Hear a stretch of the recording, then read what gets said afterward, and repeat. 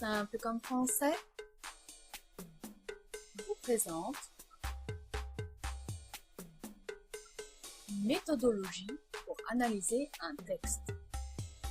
Les commentaires composés suscitent chez les élèves de nombreuses interrogations. Nous allons vous montrer aujourd'hui une méthodologie en 14 étapes qui vous aidera à réaliser au mieux une bonne analyse de texte.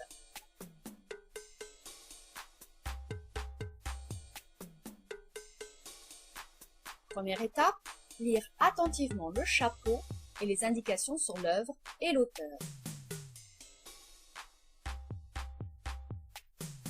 Le chapeau est un texte court, généralement en italique, précédant le texte à analyser.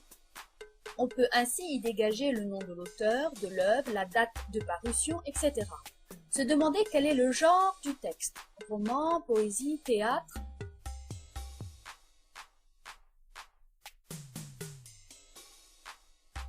S'agit-il d'un incipit, début d'un livre, ou d'un excipit, fin d'un livre? Quel est le contexte historique du texte? S'agit-il d'une époque particulière?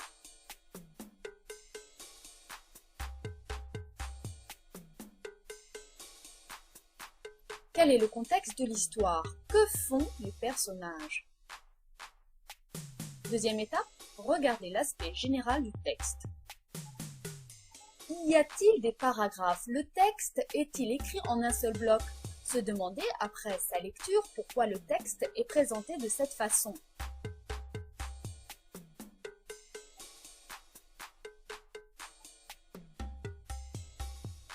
S'il s'agit d'une poésie, comptez le nombre de strophes et de pieds. Déterminez s'il s'agit d'un tercet, quatrain ou autre, s'il s'agit d'un alexandrin ou non. Les rimes sont-elles embrassées ABBA, alternées ABAB ou suivies AABB? Troisième étape, lire plusieurs fois le texte. Relever le vocabulaire inconnu, comprendre le sens des phrases. Quatrième étape, analyser la progression du texte. Quels sont les thèmes ou sujets qui se succèdent dans le texte? Repérer les connecteurs logiques. Mettre un titre à chaque étape du texte. Dire par exemple des lignes 1 à 5, l'auteur parle de telle ou telle chose et ainsi de suite. Cela permet de résumer le texte utile dans une intro ou d'analyser la progression du texte utile dans le développement de commentaires.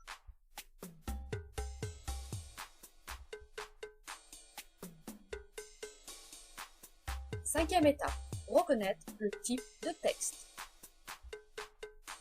S'agit-il d'un texte narratif, descriptif, argumentatif, explicatif, injonctif?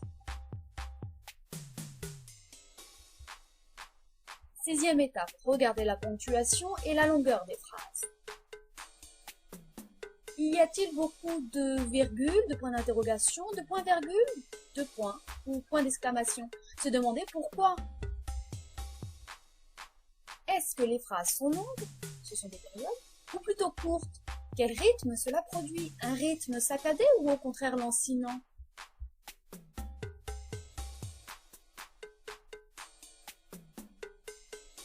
Septième étape, reconnaître le registre du texte. Le registre est-il épique, tragique, pathétique, lyrique, comique, polémique, satirique, épidictique, oratoire ou didactique? Huitième étape, analyser l'énonciation. Qui parle? À qui? Où? Quand? De quoi? Pourquoi? L'énoncé est-il ancré ou coupé? Analyser le temps des verbes. Analyser les connecteurs spatiaux et temporels.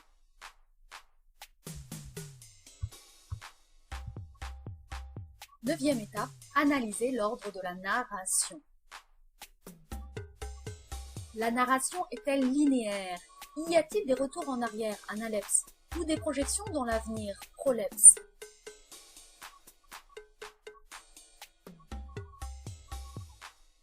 Dixième étape, analyser la place et la fonction du narrateur.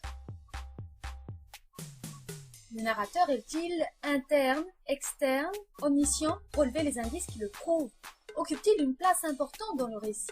Interpelle-t-il le lecteur? Y a-t-il différents points de vue dans le texte?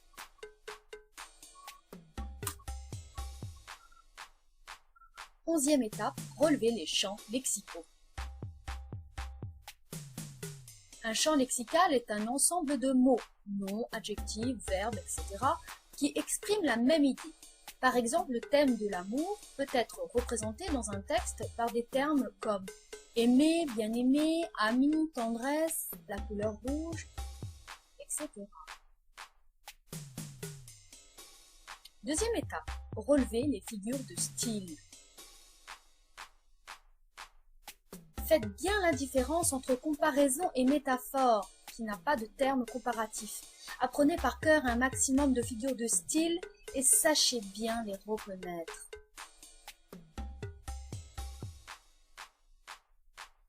Treizième étape, relever la syntaxe des phrases. Le verbe est-il placé avant ou après le sujet? Quel effet cela produit? Y a-t-il beaucoup d'adjectifs et de participes passés? Pourquoi? Quatorzième étape, étudier les sonorités. On peut étudier les sonorités même dans un texte en prose. Y a-t-il des allitérations, répétition d'une consonne, ou des assonances, répétition d'une voyelle? Quel effet cela produit?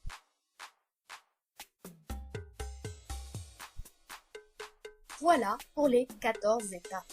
À part pour les 3 premières, vous pouvez procéder dans l'ordre que vous voulez. Le but est que vous ayez exploré le texte au maximum. Après avoir analysé tous ces aspects, vous pourrez dégager une problématique. Il faut ainsi déterminer le thème principal du texte et se demander quel est le but de l'auteur, en quoi le texte est particulier.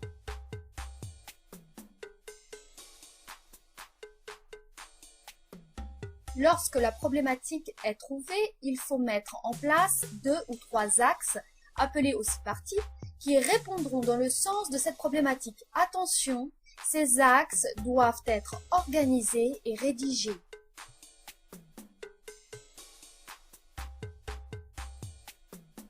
À chaque fois que vous annoncez quelque chose, vous devez le prouver en vous appuyant sur le texte, en le citant.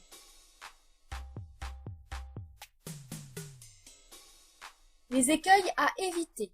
Paraphraser le texte, séparer le fond de la forme.